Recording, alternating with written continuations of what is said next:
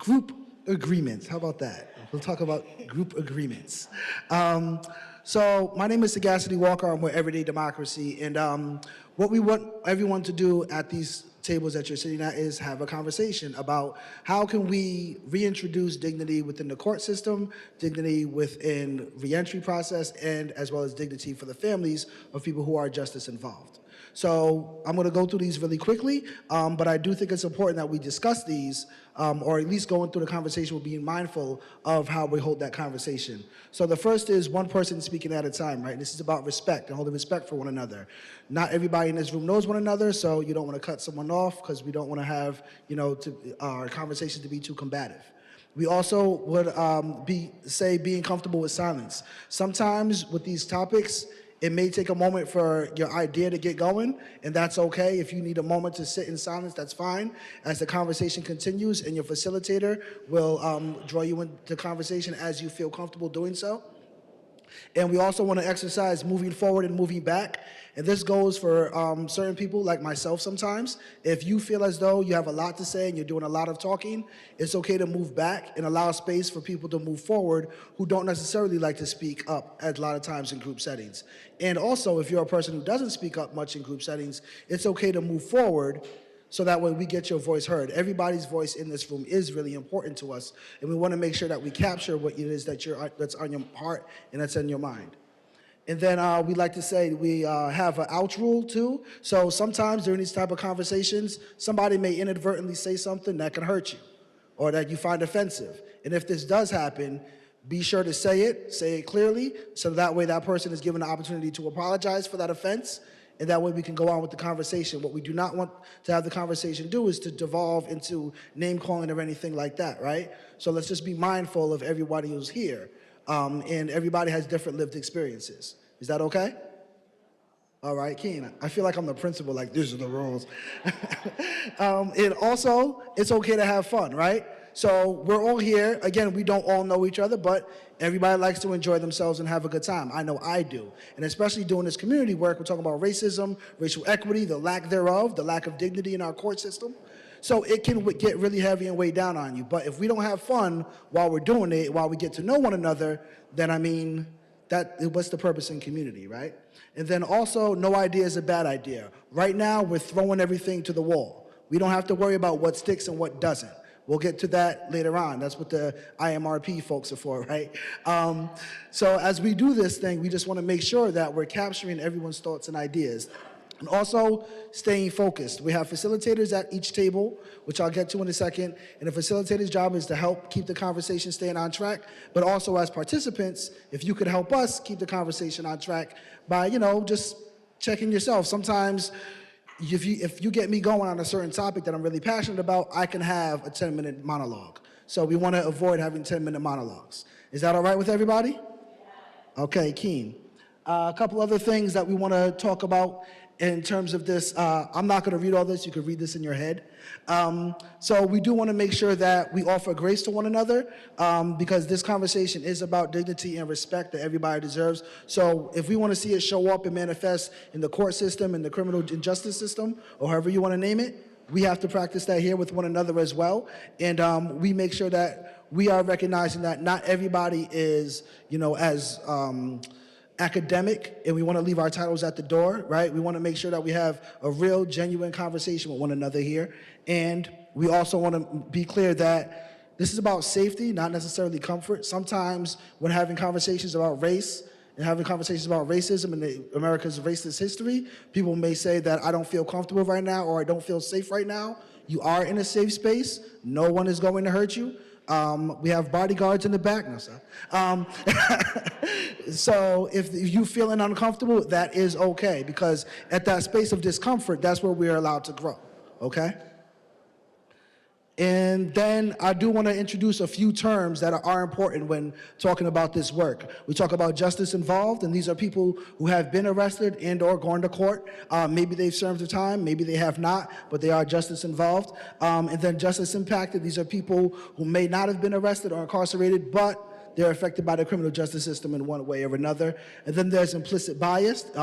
This term is coming up a lot in conversations nowadays, dealing with attitudes and stereotypes that can have effect on other people's, whether it's intentional or not. Right? As we talk about, this is how racism is embedded in a lot of our systems, in our policies and society. Sometimes it may not be intentional, sometimes it is. But being able to recognize that there is bias and that it does exist allows us to continue having an honest conversation with one another. Are we feeling good? Okay, great. So, are we feeling good?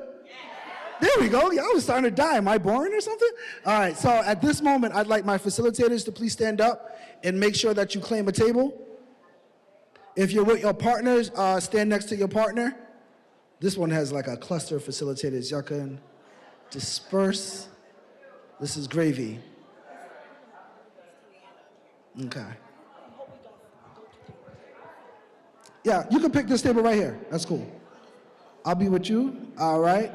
Darryl, you're facilitating? Yes, you're trained. You're good. Perfect.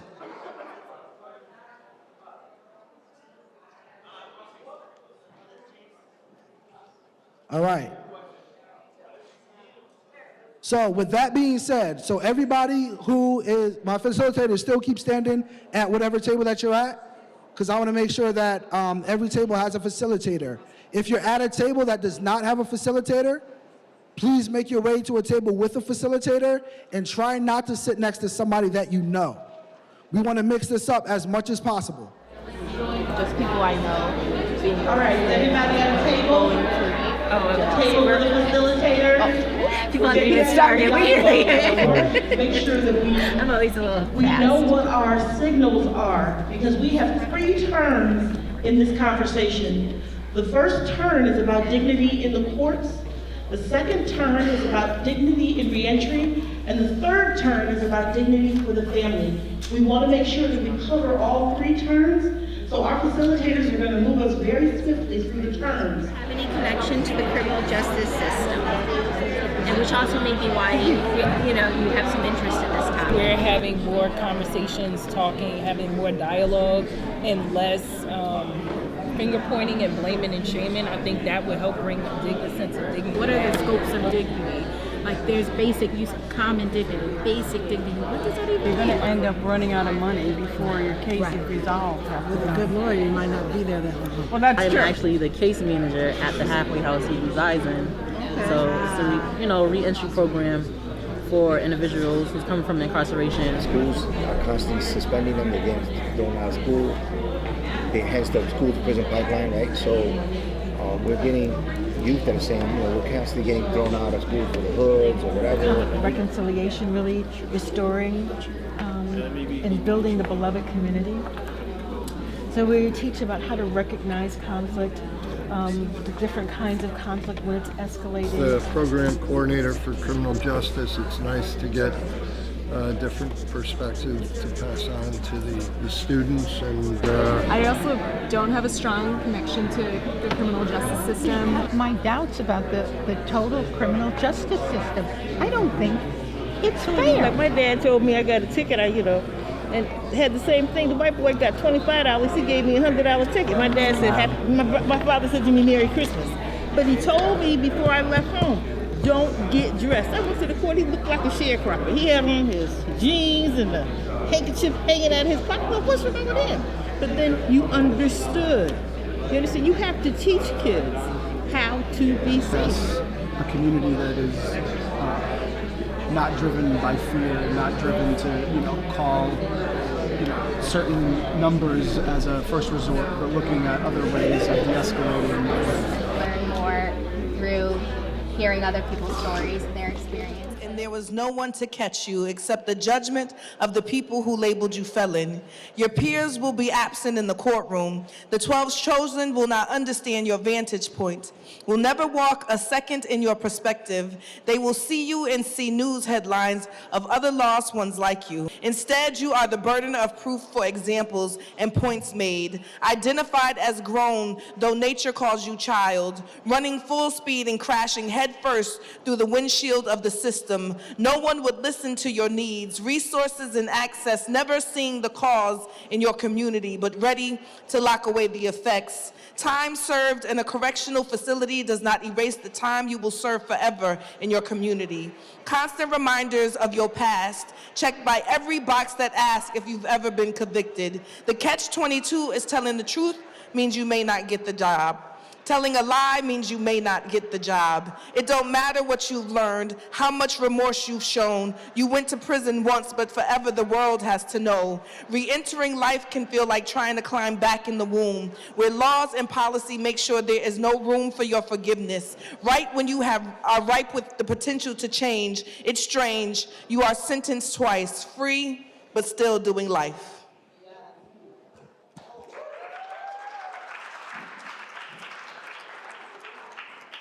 Good afternoon, everybody.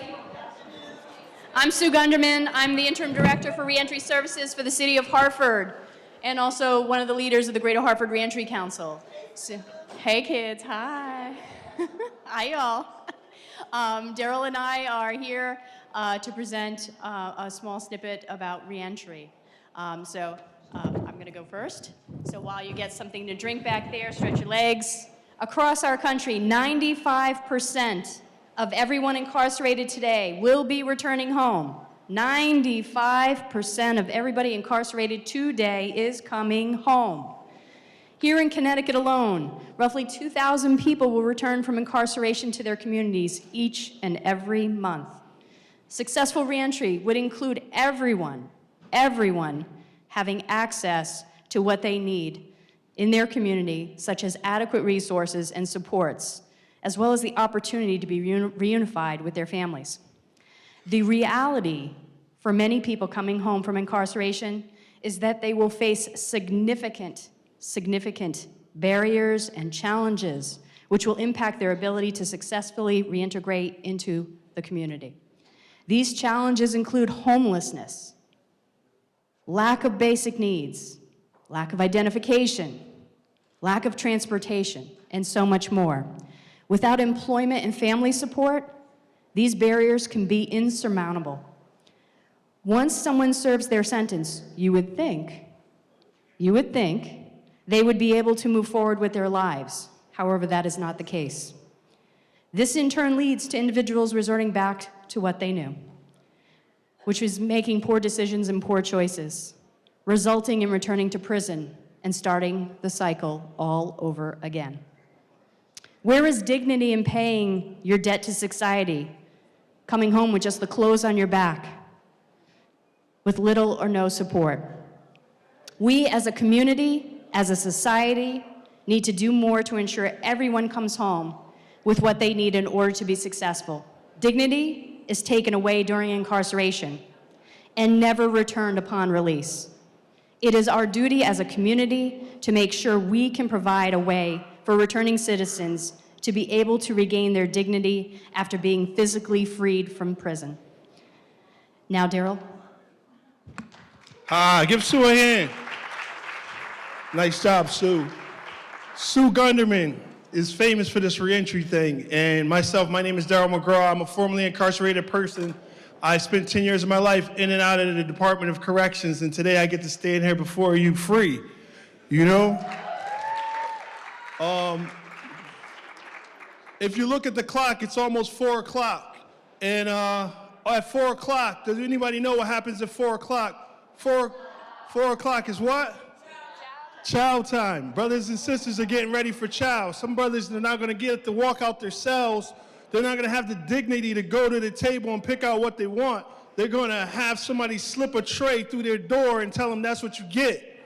So we are here today to establish and make sure that we're not responsible for how people go into prison, but we are, as a community, responsible for how they come home, right?